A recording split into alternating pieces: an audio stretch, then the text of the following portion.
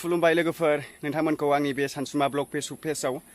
जायनाखि आंनि सानसुमा blog Facebook पेजखौ नायनानै नोंथांमोना फल' खालामग्रा आरो भिडिअखौ मोजां मोनग्रा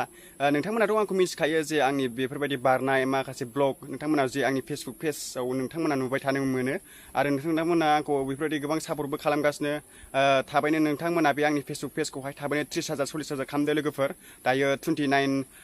फलोवार्स जाबाय आरो नोंथांमोना जाय आंनि सानसुमा नार्जारी इउटुब चेनेलखौ नोंथांमोना जाय माने फेसबुकाव नायनानै नोंथांमोना आंनि इउटुब चेनेलखौ मिथियाखै आङो डिसक्रिपसनाव होनानै दोनबाय नोंथांमोना फल' खालामहैबानो जाबाय एक्चुअलि आङो बांसिन इउटुबावहाय बेफोरबायदि न'खरनि फेमिलि आरो गोजान गोजानाव बारहैनाय बेफोरबायदि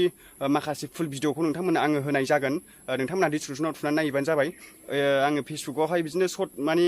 गुसुंखौ होनाय जागोन आरो माने फुल होनो हानाय नङा नोंथांमोना लिंकआव नायबानो जाबाय आरो फुल भिडिअखौ जुदि नोंथांमोना नायनो गोसोब्ला आङो बिदिनो क'क्राझार गौरां बेफोरबायदि पाब्लिक रिलेसन भिडिअखौ नोंथांमोना नुबाय थानो मोनगोन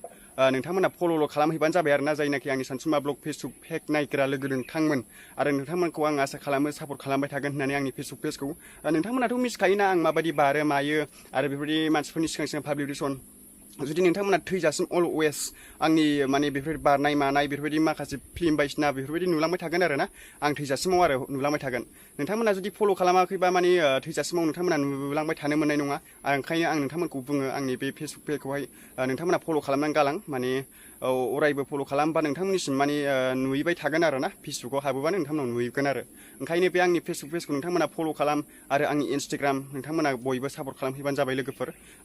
आंनिया इउटुबावबो सानसुमा नार्जारी होबानो फैगोन आरोना जाय आंनि माने इउटुबखौ मिथियाखै नोंथांमोना जे मिथिखायो माने आंखौहाय माने उन्दै समनिफ्रायनो क्लास 3निफ्रायनो बेफोरबायदि पार्कौर खालामनानै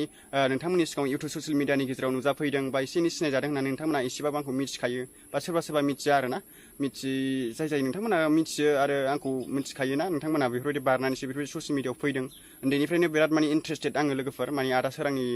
बायदि बिराद गोसो जानो आरोना ओंखायनो दा आं माने फेसबुकाव इन्ट्रेस्ट गैयामोन आरोना लोगोफोर आङो इउटुबावसो इन्ट्रेस्टेडमोन उन्दैनिफ्रायनो ओमफ्राय फेसबुकाव मारै जाखो सासे आदाया जे बुंबाय आरोना आरो फेसबुकआवबो जे गोबां नुनो मोनबाय ओमफ्राय आं बिराद माने गोसोआ फेसबुकआवबो बिराद इन्ट्रेस्टेड जाबाय आरोना हगारनो मानो खिन्थु नङाबा